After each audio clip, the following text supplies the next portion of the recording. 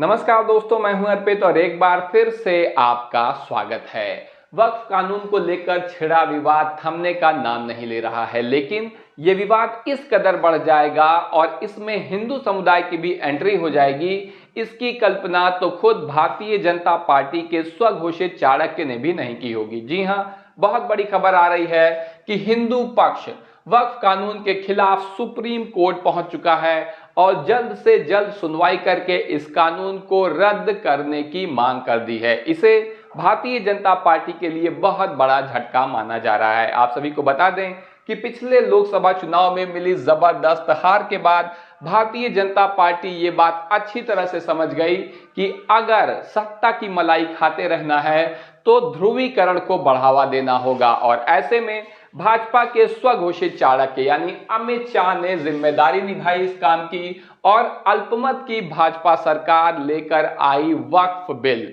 इस वक्फ बिल पर निश्चित रूप से विपक्ष के साथ साथ अपने सहयोगियों का समर्थन भी जरूरी था। विपक्ष तो समर्थन नहीं करेगा, लेकिन अपने सहयोगियों का समर्थन जरूरी था, क्योंकि भाजपा की सरकार अल्पमत में है और संसद में जोड़ तोड़ करके दोनों ही सदनों से इस बिल को पास करा लिया गया। न केवल बिल को पास कराया गया, बल्कि राष्ट्रपति के हस्ताक्षर से वक्फ बिल कानून का रूप भी ले चुका है। लेकिन इस सब के बावजूद अब ये कानून सुप्रीम कोर्ट में पहुंच गया है। एक एक करके लगभग 20 याचिकाएं दायर की जा चुकी हैं इस कानून के खिलाफ और अब मुस्लिम संगठनों और विपक्षी नेताओं और दलों के बाद हिंदू समुदाय भी सुप्रीम कोर्ट पहुंच चुका है इस कानून को रद्द करने की मांग लेकर। आप देख सकते हैं, जागरण की खबर है, हिंदुओं और गैर मुस्लिमों की संपत्ति पर वक्फ कानून में जारी आदेश हो बेअसर, सुप्रीम कोर्ट में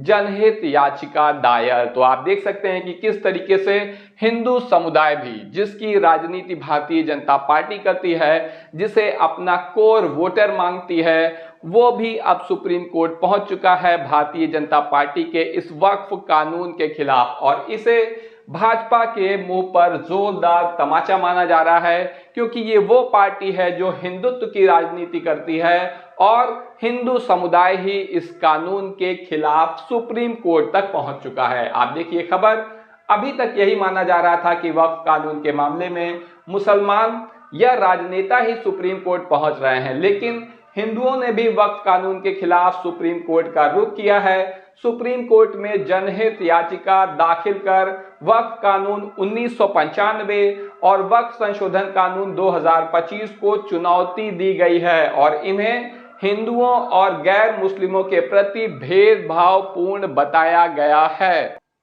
तो आप देख सकते हैं कि किस तरीके से भाजपा के वक्फ कानून के खिलाफ सिर्फ मुस्लिम समुदाय और राजनेता ही नहीं है, बल्कि उसका अपना कोर वोटर भी है और ऐसे में भारतीय जनता पार्टी इस मुद्दे पर ना घर की रही है और ना घाट की रही है। वक्फ कानून पर बवाल मचा हुआ है। हालांकि प्रधानमंत्री मोदी ने सदन में खड़े होकर यह कहा है कि वक्फ कानून असल में हाशिए पर रहने वाले मुस्लिम समुदाय और तबकों को बीच धारा में लेकर आने का एक प्रयास है। इससे वर्षों से जो शोषित समुदाय है मुस्लिम समाज का, उसे उसका हक मिलेगा। लेकिन इस सब के बावजूद वक्फ कानून पर मुस्लिम समाज निश्चित रूप से भारतीय जनता पार्टी की बातों पर एतबार करने को तैयार नहीं है और सड़क पर उतरा हुआ है। वहीं दूसरी तरफ सरकार पर अब खुद हिंदू समाज की तरफ से भी भेदभाव का आरोप लगाया जा रहा है,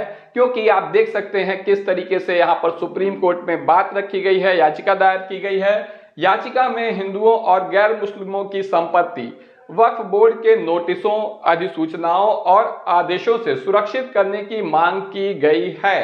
कहा गया है कि कोर्ट घोषित करे कि वक्फ कानून 1995 के तहत जारी कोई भी अधिसूचना, आदेश या नियम हिंदुओं और गैर मुस्लिमों की संपत्ति पर लागू नहीं होगा। तो स्पष्ट है कि इस कानून से न केवल मुस्लिम समाज बल्कि हिंदू समाज भी घबराया हुआ है, बल्कि गैर मुस्लिम में अन्य वर्ग भी आते हैं, चाहे वो ईसाई हों या फिर सिख हों, तो ये सभी लोग आते हैं और अब मोदी सरकार ने अपने ही पैर पर कुल्हाड़ी मार ली है वक्फ बिल के रूप में। वक्फ कानून के खिलाफ दायर याचिका पर 16 अप्रैल को सुप्रीम कोर्ट में सुनवाई होनी है।